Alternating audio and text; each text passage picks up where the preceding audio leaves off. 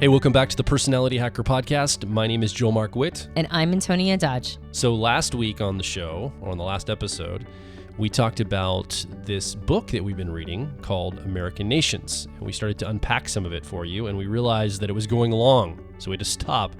And this is going to be part two. You probably saw that in the title. This is part two of a short series we're doing, two-part series, around this book, American Nations. And we'll give you a little background around that in a second. But if you're a new listener and you haven't heard last week's show, or if you are an old listener and you haven't heard last week's show, I recommend you go back because you're going to have lack of context as we talk unless you go back and listen to that first, because some of the stuff we talked about there is going to feed into what we talk about today. Yeah. Well, but just to give you a little reminder on what the premise of the book is, there's this concept that in North America, we originally were founded on people who had the same ideals and the same, sense of what our goals in life are. And we just got to get back to that united place. We got to unite the country again.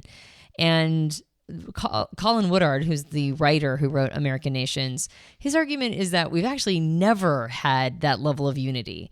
We've always been stratified between a lot of different cultures that had very different agendas and end games, and they at times created alliances with each other, but they were usually uncomfortable alliances.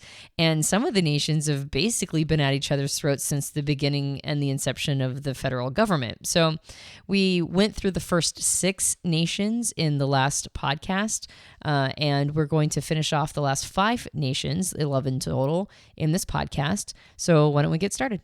So we're going to start up with New France. We just finished talking about the Deep South, the nation of the Deep South. Let's roll. You want to roll right into New France? Sounds good. All right, let's talk about New France. New France is the most overtly nationalistic of the nations, possessing a nation-state in waiting in the form of the province of Quebec. Founded in the early 1600s, New French culture blends the folkways of the Ancien Régime, northern French peasantry, with the traditions and values of the Aboriginal people they encountered in northeastern North America. Down to earth, egalitarian, and consensus-driven, the New French have recently been demonstrated by pollsters to be far and away the most liberal people on the continent. Long oppressed by their British overlords, the New French have, since the mid-20th century, imparted many of their attitudes to the Canadian Federation, where multiculturalism and negotiated consensus are treasured. They are indirectly responsible for the reemergence of First Nation, which is either the oldest or the newest of the nations, depending on how you look at it. Today, New France includes the lower third of Quebec, northern and northeastern New Brunswick, and the Acadian or Cajun enclaves of southern Louisiana. New Orleans is a border city, mixing New French and deep Southern elements. It is the nation most likely to secure an independent state, although it would first have to negotiate a partition of Quebec with the inhabitants of First Nation. So this, again, is a nation that I don't have a lot of experience with. I haven't spent much time in New Orleans or in this part of Canada, Montreal, Quebec. So I don't have a lot to say about it. I don't have a lot of direct experience, but I do know that it is interesting to see how influential this culture has been in Canada and Canadian politics. And I think it's bled down into the Yankeedom area too. I think it's influenced some of Yankeedom here in the United States as well.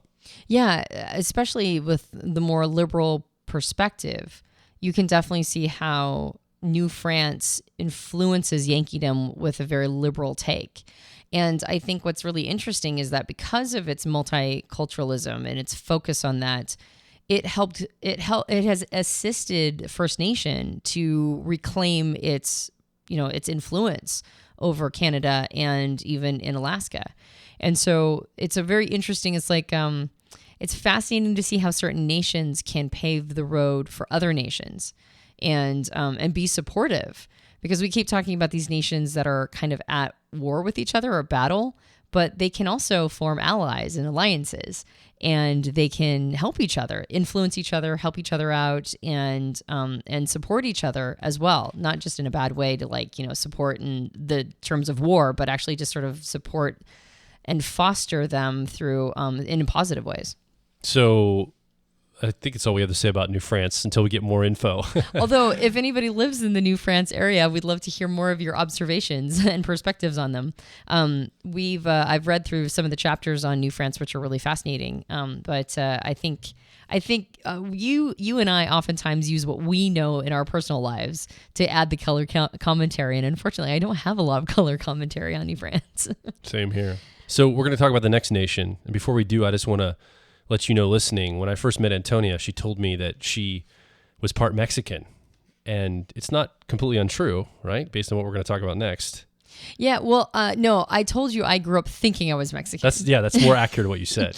Because I was told I was Mexican, and it's not entirely untrue, but actually, California Spaniard is actually clarified my roots. After, yeah. Yeah, and so apparently my ancestors used to be cattle ranchers, and they were ranchers over what is basically Hollywood now.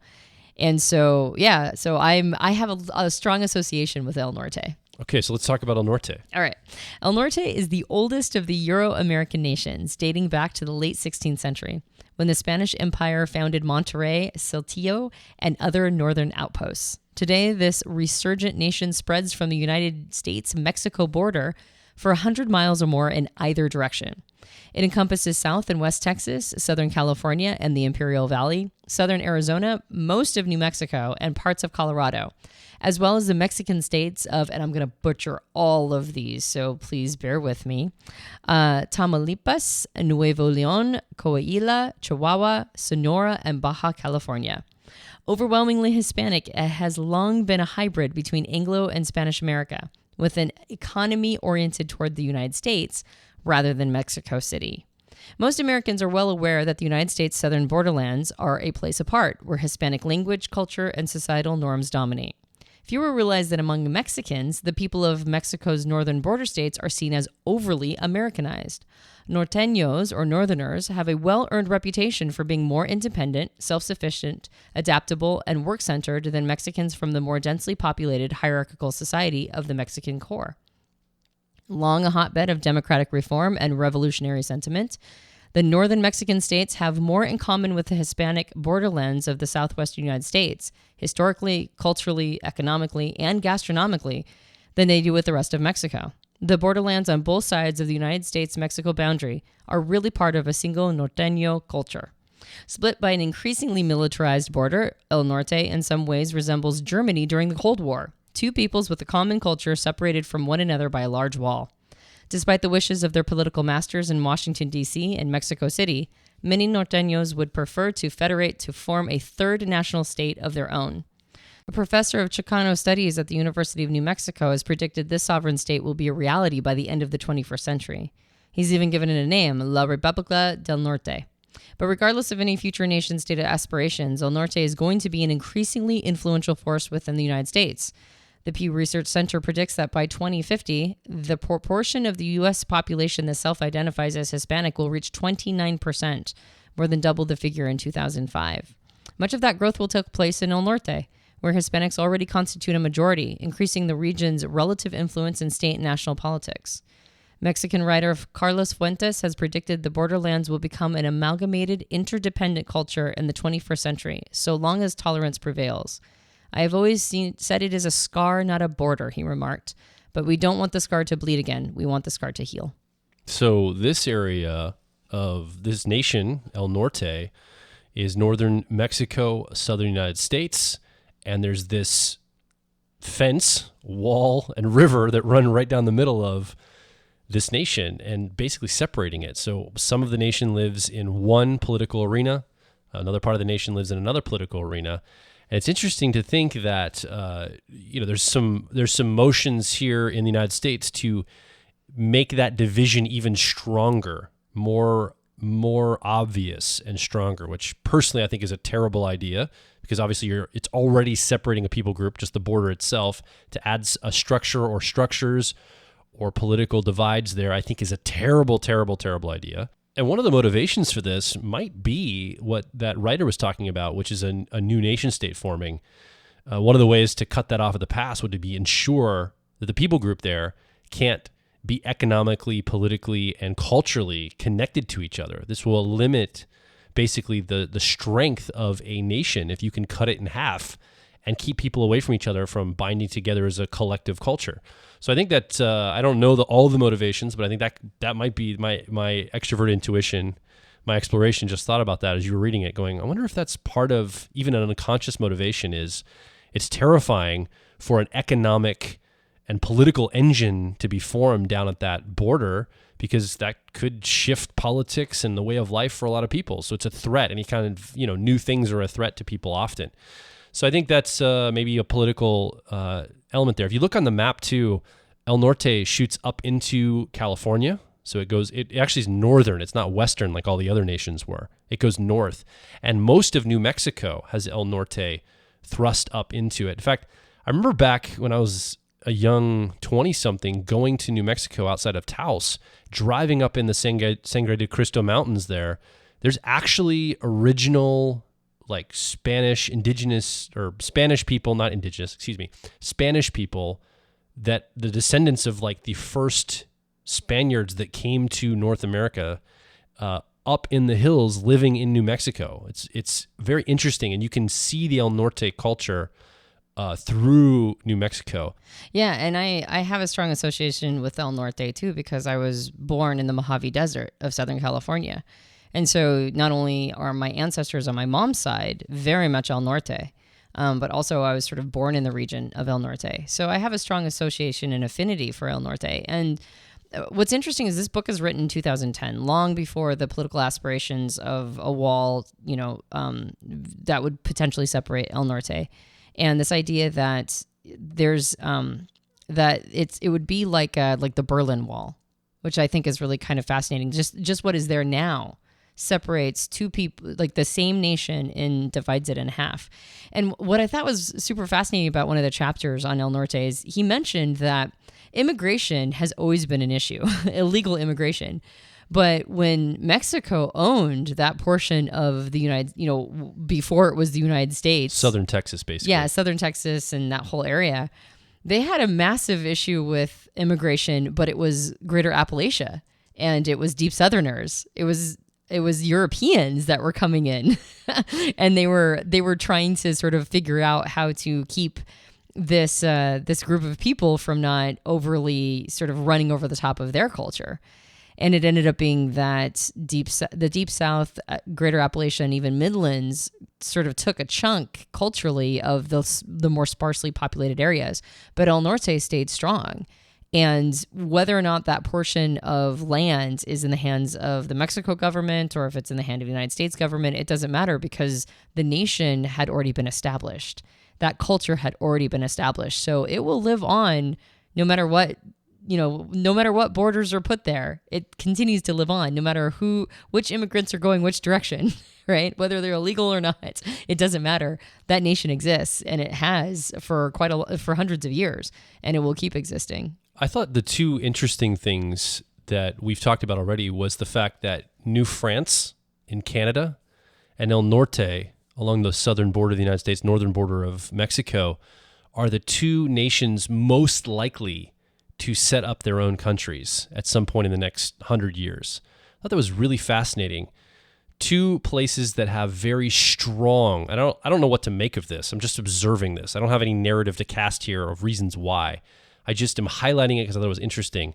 Two nations that have strong ties to their originally where they came from. So New France, very much tied to kind of this French sensibility. El Norte, very Spanish influenced, very much tied to the old world.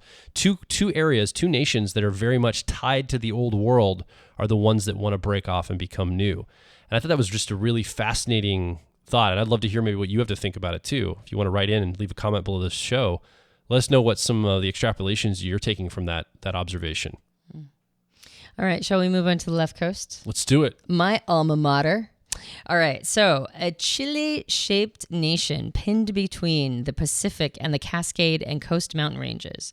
The left coast extends in a strip from Monterey, California to Juneau, Alaska, including 4 decidedly progressive metropolises: San Francisco, Portland, Seattle, and Vancouver. A wet region of staggering national beauty. It was originally colonized by two groups: merchants, missionaries, and woodsmen from New England who arrived by sea and controlled the towns, and farmers, prospectors, and fur traders from Greater Appalachia who arrived by wagon and dominated the countryside. Originally slated by Yankees to become a New England on the Pacific and the target of a dedicated Yankee missionary effort, the left coast retained a strong strain of New England intellectualism and idealism, even as it embraced a culture of individual fulfillment. Today, it combines the Yankee faith in good government and social reform with a commitment to individual self-exploration and discovery, a combination that has proven to be fecund. The left coast has been the birthplace of the modern environmental movement and the global information revolution. It is home to Microsoft, Google, Amazon, Apple, Twitter, and Silicon Valley, and the co-founder, along with New Netherland, of the gay rights movement, the peace movement, and the cultural revolution of the 1960s. Ernest Callenbach's 1975 sci-fi novel Ecotopia imagined the U.S. portion of the region as having broken off into a separate, environmentally stable nation at odds with the rest of the continent. The modern secessionist movement seeks to create the sovereign state of Cascadia by adding in British Columbia and southern Alaska as well, creating a bio-regional cooperative commonwealth. The closest ally of Yankeedom, it battles constantly against the libertarian corporate agenda of its neighbor, the Far West. Man, you can see, in just the last couple of years, the political discourse, just the influence of Yankeedom into the universities along the left coast, right? There's all these protests and political upheavals and, students kind of seeing if they can collectively take over leadership at a college, for example. Like, I think was it Evergreen College this happened, where it kind of descended into anarchy to see if the students could be self-governing, kind of a Yankee ideal of like, let's make this collective decision together. With a very Greater Appalachia twinge. Yeah, kind of like the feisty, like fighting it, like get in the streets and battle it out, right? Yeah. So it's an interesting, you can kind of see these sensibilities and these sentiments come across the country, 3,000 miles to the west, 2,500 miles to the west or whatever. And you can see the Yankeedom influence here in the cities of San Francisco, Portland, Seattle, and Vancouver. Yeah, and of course I grew up in the left coast. I grew up in Portland, Oregon, or near Portland, Oregon for most of my life. So even though I was born in the Mojave, I grew up mostly in Oregon and Washington. And what's funny is that when you and I talk about this, I'm a little irritated by Yankeedom sometimes, but I'm not nearly as annoyed by Yankeedom as you are. But you have a much more direct Greater Appalachia influence for you because you were born and raised Absolutely. in southwestern Pennsylvania. So you actually have a strong identity with Midlands and Greater Appalachia, way more than any other cultures, I think. And then you're familiar with Tidewater, but I don't think you really have a strong Tidewater association. Yeah, I see Yankeedom as like, they're the people that told me in grade school to stand in a single file line for the drinking fountain, and you can't talk in the hallway, and you got to do all this bull crap. And I'm like, what? That doesn't make any sense to me. What's wrong with you? That's your Greater Appalachia. Yeah, I'm like, I'm too independent for that. What are you talking about? I don't like that. Doesn't give me much freedom. Whereas I kind of get it. I kind of get Yankeedom, but at the same time, I super get Greater Appalachia too. And what was so fascinating is as I was reading through a lot of this, I could see how the left coast culture is just this weird bastard love child of these two opposing forces.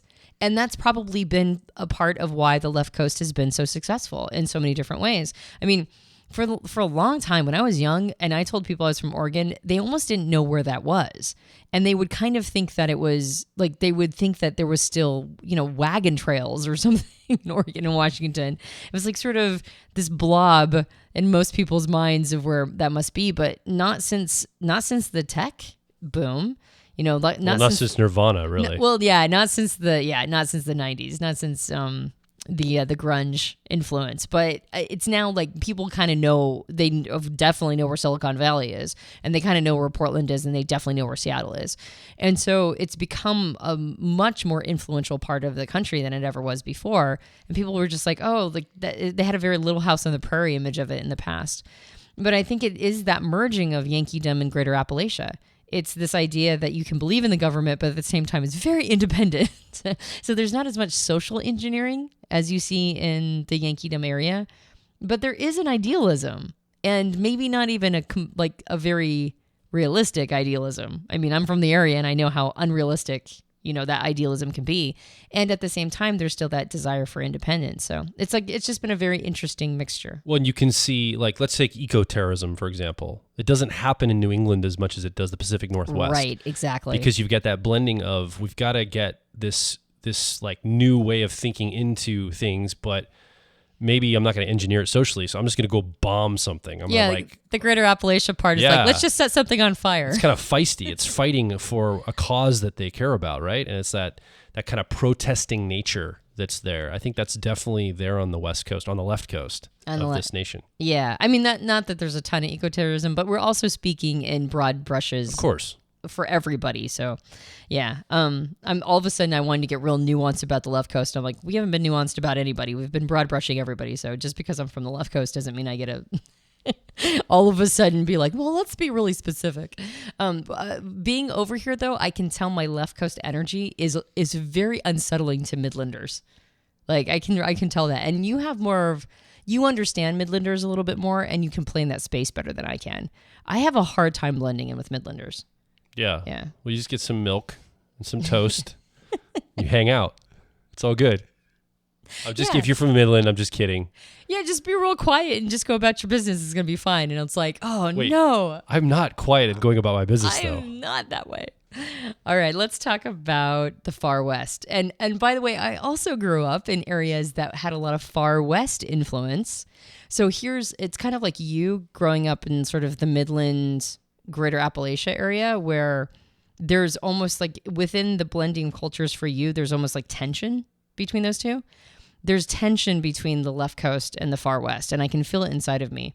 But the far west is where I get my sort of like weirdly libertarian side. So let's talk about that. Climate and geography have shaped all of the nations to some extent, but the far west is the only one where environmental factors truly trumped ethnic ones. High, dry, and remote, the interior West presented conditions so severe that they effectively destroyed those who tried to apply the farming and lifestyle techniques used in Greater Appalachia, the Midlands, or other nations. With minor exceptions, this vast region couldn't be effectively colonized without the deployment of vast industrial resources, railroads, heavy mining equipment, ore smelters, dams, and irrigation systems. As a result, the colonization of much of the region was facilitated and directed by large corporations, headquartered in distant New York, Boston, Chicago, or San Francisco, or by the federal government itself, which controlled much of the land. Even if they didn't work for one of the companies, settlers were dependent on the railroads for transportation of goods, people, and products to and from far-off markets and manufacturing centers. Unfortunately for the settlers, their region was treated as an internal colony, exploited and despoiled for the benefit of the seaboard nations. Despite significant industrialization during World War II and the Cold War, the region remains in a state of semi-dependency. Its political class tends to revile the federal government for interfering in its affairs, a stance that often aligns it with the Deep South, while demanding it continue to receive federal largesse. It rarely challenges its corporate masters, however, who retain near Gilded Age levels of influence over far western affairs.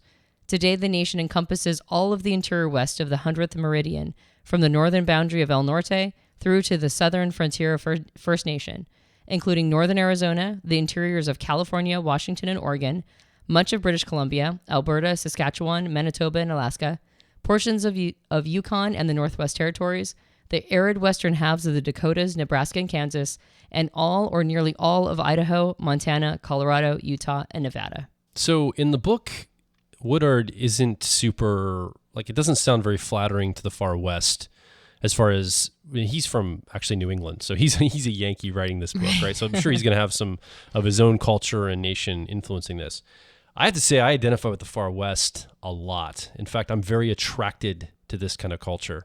It's a very much a culture that celebrates industry and getting things done. I would argue that Silicon Valley is not a left coast influence culture as much as it is a far west influence culture. Even though Silicon Valley, this idea of the tech industry, lives in the nation of the left coast, to me, it seems more far western in the way it's set up. This idea of progress, of moving forward, of shifting from the allegiance to a nation or a government-centered thing into a corporate or business-centered thing. I know that's very dangerous to say in our modern world, right? What? How dare you align with corporate interests, right? That's like the worst possible thing you could say in our modern culture, especially for you listening. You're probably part of the sentiment that is not necessarily for that. However, there is a lot of shifts happening. If you've heard our podcast on the Graves model, I believe we're in a shift from Graves 4 or blue, which is all about my truth versus your truth, a lot of government being in charge.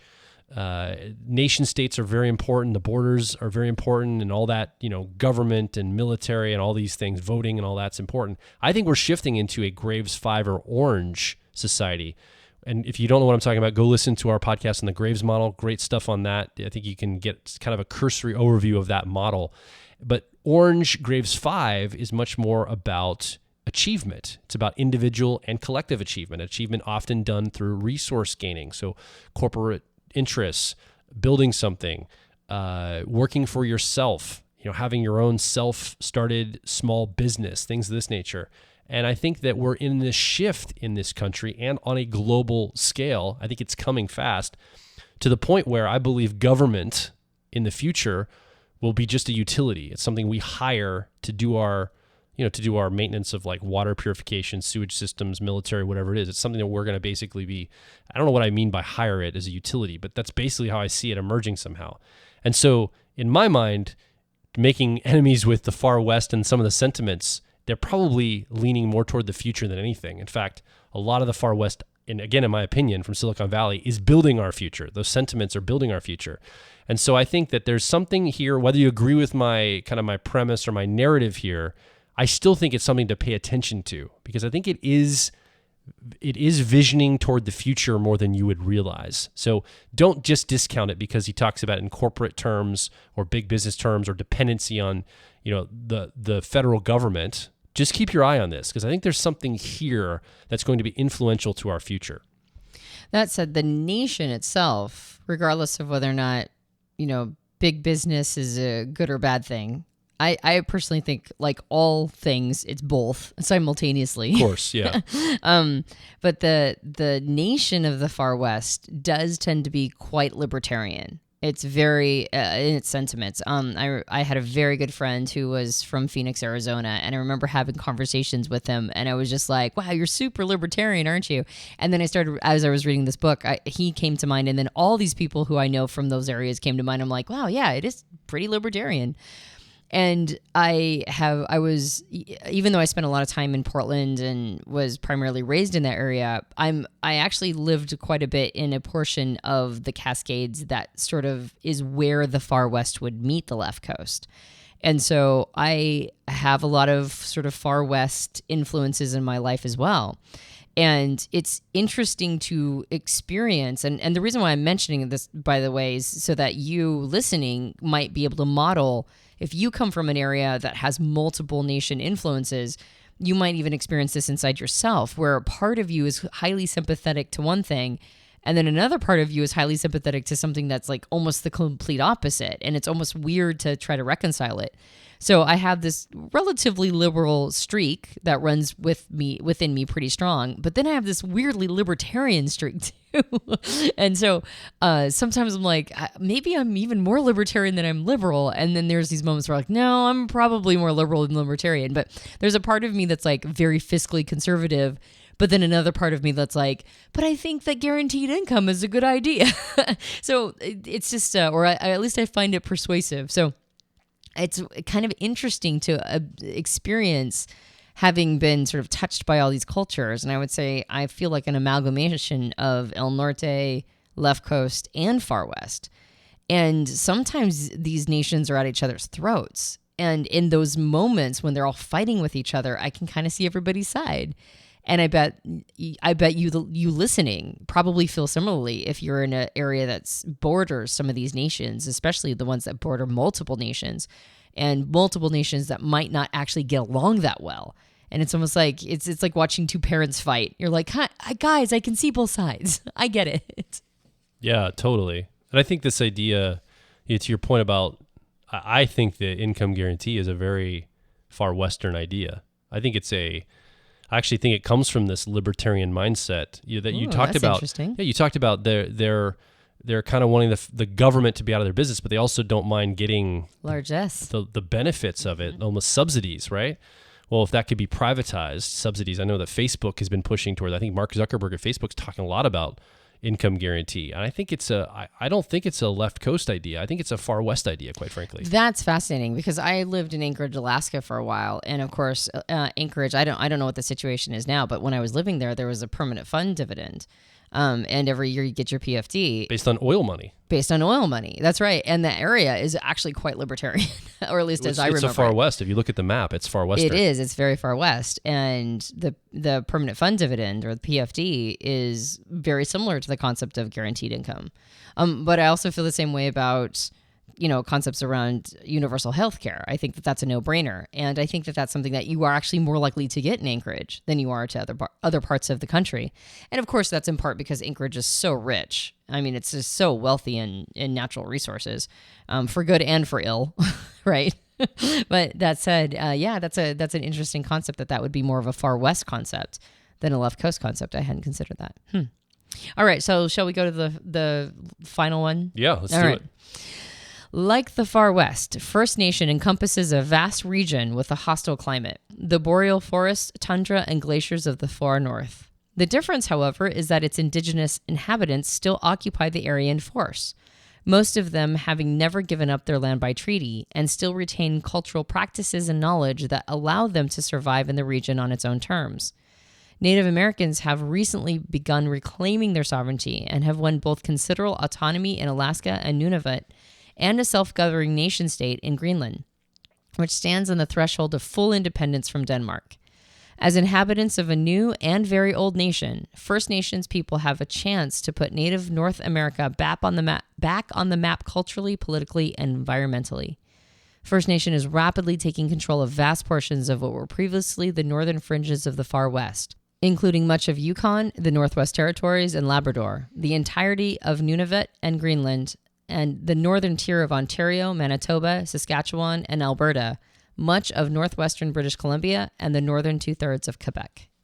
So this is, again, another nation I don't have a lot of experience with because I haven't lived in these areas or visited these areas much. I've been to Alaska, but that's about any area I've been with First Nation. I think there were a lot of First Nation people in Alaska when you lived there. Yeah, I mean, I wouldn't say that I have a heightened level of familiarity with the nation itself as it's emerging, but I used to work for a GPS company, and I actually did some training with a native corporation called NANA, the Northwest Arctic Native Association. And they're one of the many corporations that were set up by the Alaska Native Claim Settlement Act of 1970.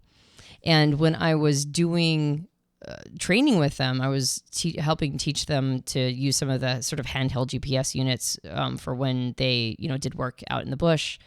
And they let me know that they wanted me to come do training with their elders, which, even though it's a corporation, it was still very tribal. It was a tribal culture. It's sure. Like it's tribal language. And I think you can tell that they're going, hearkening back to the Graves model, they're trying to very much catch up from a, sort of a Graves 2 starting point up until like basically Graves 5. And they're on a fast track. I mean, like they're trying to go as basically as quickly as possible. And I think they're going to succeed. Yeah. And so because of that, there's this idea, I can understand why he's saying that the First Nation is really rapidly growing in influence. It's rapidly growing as a nation that's going to have some weight behind it, because it's no longer just, indigenous people living in harsh conditions. It's people setting up corporations and really sort of being at the forefront of quite a few acts. And so, yeah, it's just kind of, it's a really interesting and sort of fascinating thing to observe emerging. I think, again, just to lump this in, it's weird, and I don't know exactly what to make of it, but the First Nation also seems like it could be poised to create its own country or state as well, because it's got so much influence, it's taking up so much territory, and it's on the rise right now. And it also, he talks about in the book, it might be the newest or the oldest, depending how you look at it. And I lump it in with the other two nations I don't have a lot of experience with, I don't have a lot of reference points for, which is El Norte in the south, New France in the east of Canada, and then the far north First Nation. These have some of the oldest ties to the quote-unquote old world, right? The old ways of doing something. And also the three of them are probably the most poised to become something new. And all of them are not in the center point of the continent. Like all of them are either in Canada or on the border of Mexico. Like these are not in the main part of the United States. So I just thought that was interesting as I was thinking through that. I don't know what that means. I'm gonna have to ruminate on it more, but as you're talking, that is sticking out to my intuition to tag for some reason. Yeah. Except for poor New Orleans, what will they do? Yeah, who knows? But they're kind of their own country now anyway, aren't yeah. Well, I mean, I gotta say, maybe I've just not been paying attention, but going through this book, I'm like, wow, everybody wants to secede. And it made me really sort of fascinated by the idea of what's the future of North America. Is it going to stay in the way that it's been organized during my lifetime, or will it rapidly change at some time in the future? Are all these nations poised to actually become not just nations, but their own states? And so I never had considered it before that could be the trajectory that we're on, that it's not just always going to be sort of these tidy little, the 50 states in the United States and the provinces in Canada and the 25 states in Mexico. I think I'm right when I say 25 states. I hope I'm right when I say that. But regardless, as we wind down this podcast, I want to once again mention that the power of this particular book is, again, it's almost like a typology system for North America. And I wouldn't be surprised if there are similar versions for all the countries around the world. But when you understand where somebody is coming from, just like with typology, it makes it so much easier to engage and interact and not believe that person is being, when they don't understand where you're coming from, that they're not being deliberately obtuse, they're not being stupid, they're coming from a different place. And culture has so many elements to it that sometimes it seems like the person should be able to understand you, because there's enough familiarity and similarities that when they're not understanding you, that feels deliberate. But it might just truly be a node in the system that is radically different than the nodes that you're familiar with in your systems. So I highly recommend grabbing a copy of this book, reading it. I couldn't put it down. I think it's a fascinating read. I'm reading it through basically twice. And there are elements, I can tell that there's just like a hint of bias. He's a Yankee, and so there's not much love for the Deep South. But there's also elements that he acknowledges that are positives that are brought, from every part of the country. And I think going through this and really understanding the etymology in systems thinking, I think I mentioned it a little bit before, or I referenced the term, but in systems thinking, there's a concept called initial conditions. The initial conditions are the conditions that were set at the time that the system was built. And it's important to not undervalue and underestimate how much influence initial conditions has on the entire system and the immersion of that system. So when you're engaged with somebody and you're talking to them and you're not seeing eye to eye, one of the best things you can ask yourself is, what's the system that I'm seeing with the emergent that I don't like? So I don't like the emergent. I don't like what this person's saying or feeling or thinking. What's the system behind it? And can I engage with elements in that system? Can I engage with the nodes in that system and just sort of understand them more? And what are the initial conditions? Where does this person come from? What's the culture or the nation that they're most familiar with? And can I speak to them on that level, as opposed to getting triggered or upset or frustrated or thinking that this person is out to get you or demonizing them? Don't turn them into a persecutor. Turn them into a human and understand why they're thinking what they're thinking. And discover if a conversation, a real one, where people can complete thoughts and complete feelings and don't just feel shut off, it will actually lead to more productive simpatico. This book has given me hope. Being here in the United States in the current political climate at the time of this recording, it is a very difficult world to move through. You turn on the news and it's just one fight after another. You go into social media, it's one battle after another. You talk to your family or your friends, it's arguments and disappointments and frustration, and people are riled up and angry and fighting and protesting, and it's just discouraging often walking or being in the world right now. And one of the things that this book has given me is insight into going, you know what? There are a lot of different energies at play. There's not just 2 energies or even 3 energies. And inside these, and he just draws these lines, these 11 nations, there's even more nuance to it than this. And he talks about why he decided on these 11 nations. Obviously, there's tons more fidelity to the people that show up in North America. And it is definitely a very difficult time to be living here in this political and social climate. But this book gave me hope because it showed me a lens of how other people that maybe I don't have a lot of familiarity with are seeing their world. It's a lens I can look through and go, okay, I get why that person's doing that, or that makes sense to them because of this reason, because of how they were brought up, or because of the people group they're around. And it just gave me a great understanding, a lens to try to understand people around me in my world. And it was enlightening. And it gives me this idea that if I think we can understand the nations around us, the people groups around us, the people that we're around and we're with, and ourselves, we understand why we do what we do, we understand why we're showing up the way we're showing up. I think this really helps us and have hope for building a better tomorrow, independent of whatever country you're from or whatever political alliance you have.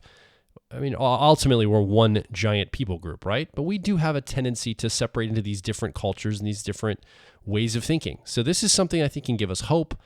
It's a great book. We recommend you get a copy. It would be really cool if you got a copy. Use the link right below this podcast and grab yourself a copy from Amazon or go to your local bookstore or whatever. Get a copy and then come on and share with us some of the insights you're having. Go below this show. Share some thoughts, some questions, share your story. Maybe you have an etymology story of one of these nations you've moved in your lifetime. Maybe you came from another country, Europe or Australia or Asia or Africa. You visited somewhere and you came here, you visited from somewhere, you came here to the United States, and you have an insight based on seeing this from a completely different lens of not being from any of these nations at all. And you're able to see it fresh. We'd love to hear your perspective too. I think it'd be really interesting, your perspective. Or even if you've never been to the United States, but you have a viewpoint of watching the media or the culture that's been exported from us here in the U.S., we'd love to hear your stories. This isn't just for people that live in North America. We want to hear from you and your perspective as well. I think it's really important. Yeah. And who knows, you might be able to diagnose why family reunions have become more tense. Like we did. It's good to know. If you enjoyed this podcast, you can subscribe to us on iTunes and various Android platforms. And if you're feeling particularly giving, you can leave us a rating and review on iTunes. That helps us out a lot. And remember, the Personality Hacker book is available. So get yourself a copy on Amazon or in your local bookstore. It's at Barnes & Noble, Books A Million. And if you would leave us a rating and review on Amazon for the book, that would also help us out a lot. My name is Joel Markwitt. And I'm Antonia Dodge. And we will talk with you on the next Personality Hacker podcast.